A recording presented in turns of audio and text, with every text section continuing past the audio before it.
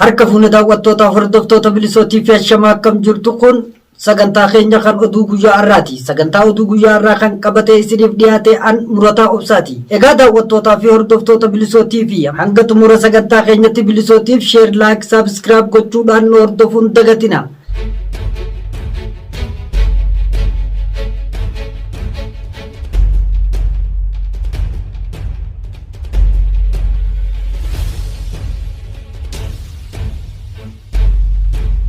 Irreef gaachanni uummata Oromoo Bonzoonii Kibbaa Konyaa Gujii Ba'aa keessa socho'uu diina adabuu itti fufee jira. Ammajjii 30/2023 Empaayeera Itoophiyaa dulloomaa kufaatiif karree irraa daaddisaa jiru irraa abdii murachuudhaan miseensonni waraana PP guyyaarraa guyyatti mooraa qabsoo bilisummaa Oromootti dabalamaa jiraachuun beekame jira.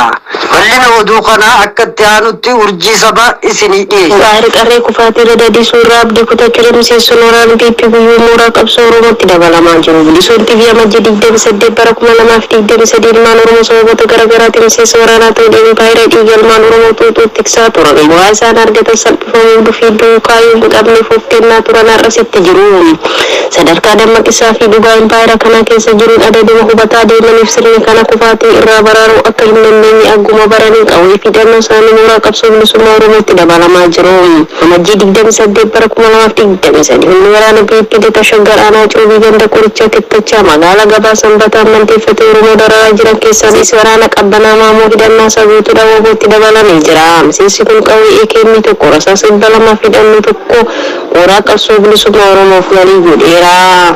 Miseensi waraana PP kun waggaa tokkoon dura dirqamaan mana hidhaatti ukkaamfamu mooraa leenjii Xollaayitti erga leenjii waggaa tokkoof naannoo raayyaa Sebuu Affaaritti humna waraana Tigraay lolaa erga turaniin booda waraana bilisummaa Oromoo akka lolaniif jeeshaniin dura gara Hamboo mooraa leenjii Sanqallee qubsiifamuun booda gara Aanaa Coobiitti akka dhufe hima. Miseensi waraana Bilxiginnaa kun kutaa waraana 117 keessaa kan bahe yoo ta'u ilmaan Oromoo miseensa waraanaa kana keessa jiran hacuuccaa fi shakkii hamtuu keessa jiraachuu dubbata. Guyyaa jibbaataa jechuudhaan duulli murni Bilxiginnaa taasiseen ilmaan Oromoo mooraa diinatti gara qabsoo saba isaaniitti qawwee fi hidhannoo isaaniitiin dabalaman godina lixa Shaggar qofa keessatti namoota 11 ol torbee darbe keessa gabaasuun keenya ni yaadatama. Irreef gaachanni uummata Oromoo waboon zoonii Kibbaa Konyaa Gujii Ba'aa keessa socho'uu Cibirraan Odaa Adoolaa Aanaa Wadaraa ganda Diilalleessaa Reebaa iddoo addaa Ollaa jedhamutti Ammajjii 30/2023 tarkaanfii haleellaa waraana gabroonfataa PP irratti fudhatee jiraachuu beeksisee jira.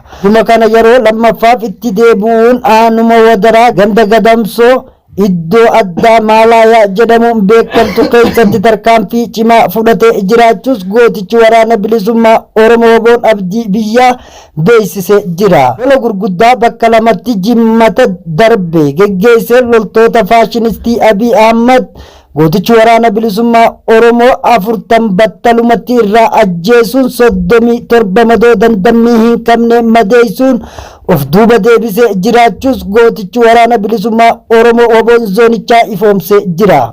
Itti fufuun waboon zoonii giddu galeessa lixa Shaggar Aanaa Ilfataa waraana Bilxiginnaa du'aaf madoon adabee jiraachuus beeksisee jira. Ammajjii 30/2023 gootichi waraana bilisummaa Oromoo tarkaanfii laalessaa waraana Bilxiginnaa irratti fudhachuun lixa Shaggar keessatti du'aaf madoon adabee jiraachuus beeksisee jira. Ammajjii 28/2023 godina lixa Shaggar Aanaa Ilfataa ganda Sinaanii Lukkuu keessattis tarkaanfii guggubduu gootichi waraana bilisummaa Oromoo Waboon Abdii sabaa fudhateen battalumatti 6 ajjeesuun 13 madoon adabee jiraachuus gootichi waraana bilisummaa Oromoo Waboon zoonichaa ifoomsee jira. Aanuma Ilfataa keessatti ammajjii 29/2023 ganda Heerootti tarkaanfii fudhateen gootichi waraana bilisummaa Oromoo nama 13 humna diinaa irraa battalumatti du'aan adabuun 17 madoo dandammii hin qabneen adabee jiraachuus beeksisee jira.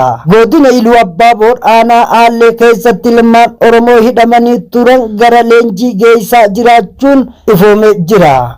Ammajjii 30/2023 yeroo iddoo garagaraatti murni Bilxiginnaa namoota dalagaa dhuunfaa isaa geggeeffachaa oolan badii tokkoon malee qabanii erga hidhaniin booda mana hidhaatii baasanii ajjeesuu fi gara mooraa leenjii waraanatti erguun addeeffamee jira. Haala kanaanis ilmaan Oromoo badii tokko malee godina Iluu Abbaaboor ona Aallee magaalaa Goree keessatti qabanii hidhamanii turan keessaa ammajjii 27/2023 buufata poolisii aanichaa keessaa baasuun gara magaalaa Mattuutti fe'anii jiraachuunis dhagahame jira.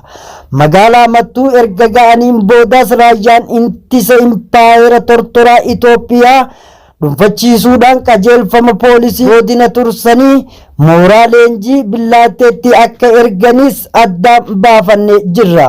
Ilmaan Oromoo mana hidhaa baafamuun humna leenjii deemaa jiran keessaa kan maqaan arganne Toleeraa Adamsuu, Naasir Abbaatee fi Naasir Siraaj ta'uun baramee jira. Godina Iluu Abbaaboor ona garagaraa keessatti dhimma murna biltiginnaa ilmaan Oromoo irraan gahaa jiru jabaatee kan itti fufe ta'uu fi namni gaafii gaafachuu hin dandeenye yoo gaafate siyaasatti jijjiiramuu maqaa waboo itti maxxansuu waan hidhamuuf hacuuccaa hamaa jala akka jiranis maddeen bilisootiif heeranii jiru. Lixa Oromiyaa magaalaa Naqamtee keessatti kaabinoonnii fi waraanni murna biltiginnaa dargaggoota humnaan qabanii leenjii milishoota leenjisaa jiraachuunis dhagahamee jira. Ammajjii 30/2023 Oromiyaa keessatti taateewwan bara dargii impaayera keessatti mul'ate bara addunyaa mirgi namummaa fi demokiraasii bakka guddaa laatee jiru kanatti impaayerri Itoophiyaa keessatti dargaggoota humnaan qabanii waraanumaaf leenjiitti ergaa jiraachuunis dhagahamaa jira.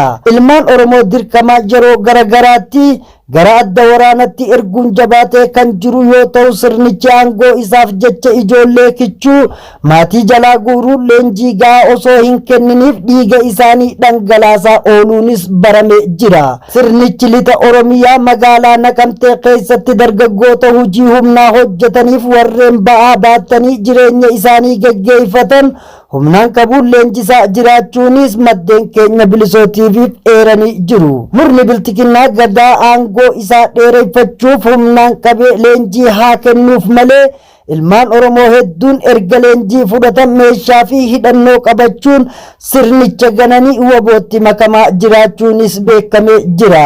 Gorsaan ajajaa olaanaa Aabaa Waboo jaaljireenya guddataa marii araara Aabaa Waboo fi biltiginnaa gidduutti gaggeeffame akka hin jirre dubbachuun uummanni Oromoo qabsoo isaa akka jabeessu waamicha dhiyeessanii jiru. Bal'ina oduu kanaa akkatti aanutti urjii sabaa isiniif dhiyeessa. Bisoon TV Amajjii 2023 gorsa ajajaan olaanaan Aboo Waboo jaaljireenya guddataa marii araaraa Aboo Waboo biltiginnaa gidduutti gaggeeffame akka hin jirre dubbachuudhaan uummanni qabsoo isaa akka jabeessa waamicha dhiyeessan. Aboon Amajjii 28 bara 2023 jaaljireenya guddataa dhimmoota yeroo irratti hiraata biyyoolessa Oromiyaa waliin turtii taasisanii yaadota garaagaraa irratti ibsa laatan. Marii qabeessa Amajjii 27 bara 2023 taasisanii dhimma araaraa Aboo Waboo biltiginnaa waliin taasisee jedhamu irratti maree tokkoyyuu akka seera qabeessa hin taasifamnee fi diraamaa biltiginnaan maree fi gaafannaan didan jechuun namoota isaa bobbaasee bilbila nama dhuunfaa qunnamuuf yaaluu qofadha jedhan. Kana malees seera biltiginnaan oboo isaa tokko waliin haasofne walii galleera jechuun waan hin taanetti ifaajii uumuuf hojjechaa jiru ta'uu ibsuun namoonni dhuunfaa waan bu'uura seeraa fi amantaa hin qabne kana gidduu deemuudha barbaadan irra akka dhaabbattan dhaaman. Gama miseensota Aboo Waboo baasee ilaalchisuudhaan eega dhaabbatichi waan inni qabsaa jiruuf ibsuuf kallattii nagaa bu'uu danda'u akeekuuf kan addunyaafis sababa malee sagantaa siyaasaa Aboo irraa wanti jijjiirame akka hin jirre ibsaniiru. Dabalanis lola Oromoo irratti kaaba Oromiyaa godina Walloo irratti baname tarkaanfiin hawaasni naannicha ofirraa qolachuu jiru ajaa'ibsiifachuudhaan uummanni Oromoo bakka biroos kana irraas baratee ulaa diinii itti Oromoo cabsuuf ka'ee kana cufuuf tokkummaa qe'ee Oromoo Walloo bira jabinaan akka dhaabbatan waaman. Waan irrattis tooftaa beela uummata Oromoo beeffachiisuun murni biltiginnaa hojjechaa jiru akka galma hin geenye ibsuun uummanni keenyas ta'ee dhaabbileen idil addunyaa sababa oogeen Oromoota godina Booranaa keessatti miidhamaa jiran cinaa akka dhaabbatu waamicha dhiyeessaniiru. Godina Qeellam Wallagga aanaa Hawaa Galaanii fi Saddam Cankkaa keessatti leenjii waraanaa dhumuudhaan kaabinoonni qorannoo wal rakkisan. Amajjii 28 bara 2023 murni yeroo barsiisonni mindaanuuf haa dabalamu jedhan ishee qabnu nyaanne yoo fedhe mootummaa rakkana jechuun akka waan guddifna maallaqaa qusachuu jirutti ibsuu yaale. Humna waraanaa isaaf maallaqa humnaa ol rammadee seenuu ga'uu didinaa bultoonni aanolee walitti qorachaa jiru. Hidhamdummaan akka carraatti fayyadamuudhaan dargaggoota hedduu bultoo erga taasiseen booda maallaqa kaffaluu fi ittiin hojii waraanaaf aanolee irratti loojistikii mijeessuu dhabuun wal dararaa jiru. Godina Qellem Wallaggaa aanaa Hawaa Galaaniif sadan calanqaa keessatti maallaqni hojii waraanaa dhumuudhaan kaabinoonni qorannoo yeroo tumsaa fi ajajjii yeroo wal dhorkatan qondaaltonni waraanaa aanolee kanaa ammoo loltoota isaanii cabsaa nyaadhaa jechuun barameera. Baajata isaa mudate kanaaf bulchaan godina Qellem Wallaggaa aanaa Hawaa Galaan magaalaa Gabaa Roobitti argamuudhaan dhimmichi qorattus maallaqni waraanaa itti jiraachisan dhabamuu fi dabalataan qaama olaanaa akka gaafatan irratti walii galameera. Wanni bilxiginaa rakkoo hawaasaa furuuf gurra dhabuu fuula isaa waraanaa ijaaruutti deebisee hojjechaa jiraatus hanga rakkoo siyaasa Oromiyaa furamutti baajete amma fuudhee baasee waraanaa jiraachisuun nagaa waraanaa hin argamu kan jedhan qeerroon bilisummaa Oromoo godina Qellem Wallaggaati. Kanaaf xanyoota Koloneel Abiyyi Ahmad Suudaanitti argamuudhaan waan nagaa biyyatti dubbachuu isaatti namoonni hedduun taajjaban. Amajjii 28 bara 2023 impaayerri nagaa hin qabne Itoophiyaa kana partiilee karaa nagaa qabsaanis ta'e hidhannoo socho'an adeemsa murna bilxiginaa irratti galuu dadhabuudhaan impaayericha keessatti sagaleen dhukaasaa fi diddaan uummata akka malee dhaga'amaa jiru akka hin jirretti fakkeessuun nagaa dhabuu biyya Suudaanii fi Abiyyi Ahmad gorsa kennaa ture. Amajjii 26 bara 2023 Suudaanitti argamuudhaan ajandaa dhageeffatanitti dabaluudhaan nagaa dhabuu Suudaan ilaalchisee garaagarummaan partiilee Suudaan gidduu jiru akka ofii hiikkatan dhaamaa ture. Suudaan rakkoo nageenya biyya ishee osoo qabdu daangaa impaayera Itoophiyaa kiiloomeetira 60 ol seenuudhaan qubattee jirti. Abiyyi Ahmad rakkoo isaa kana impaayeritti akka amanadhu dhufee irratti diigamaa jirtu dhiisee kan Suudaanii fi falakaa'uu barbaadu dantaa mataasaa guuttachuuf akka ta'e himameera. Daawwannaa Suudaanitti taasiseen kanaanis dhimmoonni bishaan daldalaa fi ijoo gochuudhaan dhimma daangaa irratti marii godhan. Yoo wal dhibdee kaaba Itoophiyaa fi Oromiyaa keessatti hammaate Suudaan akka dabalataan lafa qabattee caalatti fuula dura hin deemneef biyyatti keessatti nagaan akka hin argamne Shaabiyaa waliin ta'uudhaan hidhattoota bahaa Suudaan hooggantoota gosaa fi partiilee mormitoota magaalaa Kaartum keessatti deeggaruudhaan mootummaan ce'umsa Suudaan ilaalchisuuf bulchiisuu fi hiriirri itti baasisaa akka turan ni beekama. Amma immoo hariiroo akka gaanfa Afrikaatti harkatti kufe deebisuuf akka waan Suudaaniif yaadetti akkuma humnaa ol Suudaan irra caalatti ofii osoo qabu osoo kana isa furati nagaa fi waliigaltee furmaataa akka ta'e kallattii kaa'uusaatti hayyoonni fi namoonni dhimma Itoophiyaatti siqeenya quba qaban taajjabaniiru. Sirni bilxiginaa yoo qamadii bara dhufu biyya alaatti ergina jedhu milkeessuudhaaf uummata irraa godina Baalee lixa keessa humnaan bittaa jiraachuu barame.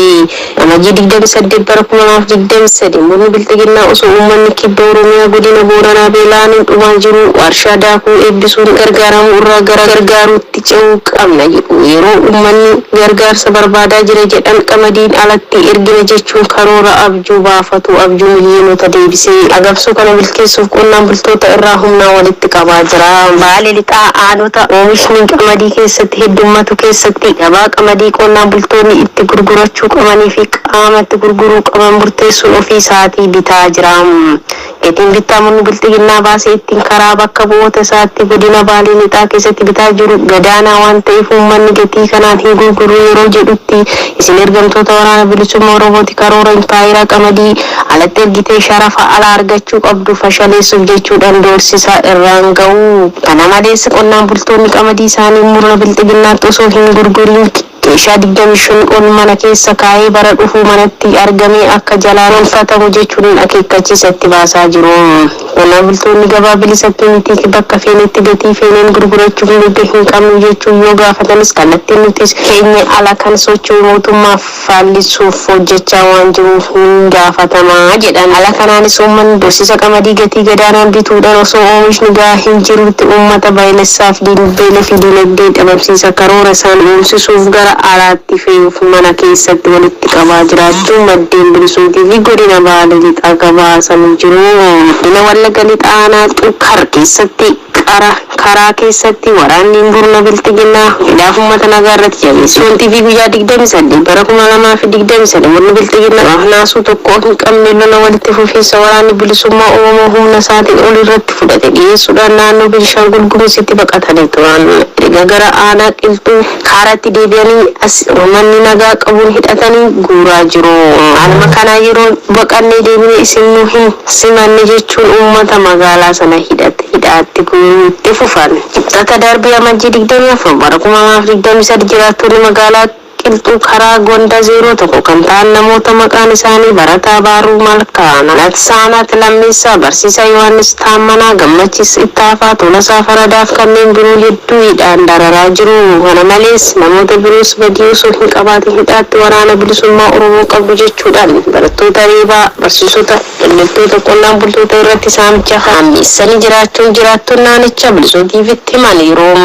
Godina Lixaa Harargee aanaa Xulloo keessatti saamichi maqaa adda addaan uummata irratti raawwatutti fufee amajjii 28 bara 2020 murni bilxiginnaa kufaatii dinagdee fi dinagumsa ceensaa irraa mudateen aangawoonni samataa hanga gadi jiran maqaa adda addaa moggaafachuun saamicha qonnaan bultoota irratti gaggeessaa jiru. Godina Lixa Harargee aanaa Xulloo magaalaa aanichaa Hunnaa fi baadiyyaatti aanicha keessatti uummata irraa maqaa gibira hojii raawwachiistuu ganda daandii nyaata fi uffata milishaa akkasumas buusaa gonfaa fi inshuraansii fayyaa jechuun uummata irraa maallaqa isaan hin qabne guuraa jiru.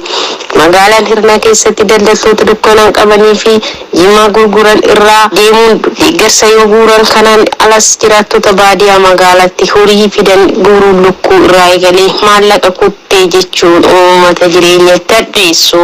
Murni baduuf ka'ee bilxiginnaan hanqina baajata isaa mudateen hojii aanolee keessa raawwachuu dadhabuu caasaasaa qindeessee bobbaasuun saamicha isa geessaa waan jiruuf aanaan Xulloo keessatti namoonni miidhaa qilleensa jireenyaa irraan gahaa jiru cinaatti saamicha ergamtoota sirna minilikii sukkumamaa jiraachuun maddeen bilisootii gabaasanii jiru. Dhaggeeffattoota keenya waan na dhaggeeffattaniif galatoomaa isiniin jenna. Egaa daawwattoota hordoftoota bilisootii fi sagantaan oduu keenya har'aaf qabannee isiniif dhiyaanne asirratti goolabamaa sagantaa birootiin hamma walitti deebinutti qophiilee bilisootii fi waliin turtii gaarii isiniin jedha. Dirrisee dhufa labsee abbaan biyyaa kee abbaa sarara marsee. Dirrisee dhufa labsee abbaan biyyaa kee abbaa sarara marsee. Olmataa koo dhufan tolaare. Keenaaf kootu qabnaa naare. Anan garree if garsiisuure. Anan barree if barsiisuure. Dirrisee dhufa labsee abbaan biyyaa kee abbaa sarara marsee. Dirrisee dhufa labsee abbaan biyyaa kee abbaa sarara marsee. Dirrisee dhufa labsee abbaan biyyaa kee abbaa sarara marsee. Dirrisee dhufa labsee abbaan biyyaa kee abbaa sarara marsee.